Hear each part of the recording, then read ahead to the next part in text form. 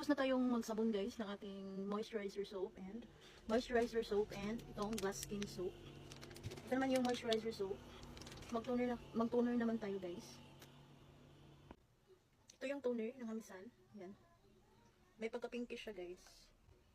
30 ml to guys. Meron din siyang 15 ml pala to at ito naman yung 30 ml. Malaki siya guys. 30 ml.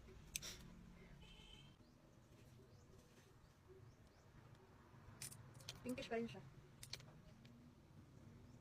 Pero yung 15 ml guys, matagal din siyang maubos. Matagal din maubos yung 15 ml kasi konti lang naman yung ilalagay natin. Basta pa ang uga na di ay ang iyang kuan. Uga na di ang serum.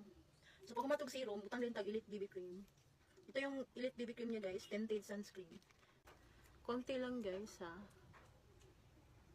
Kasi kahit konti lang ilagay mo, mas spread na yan sa mukha mo. Gamayan rajot, gamayon.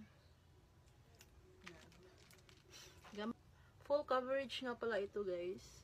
Full coverage na siya.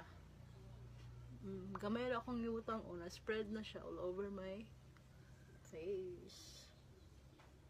Hindi naman kailangang damihan. Yan.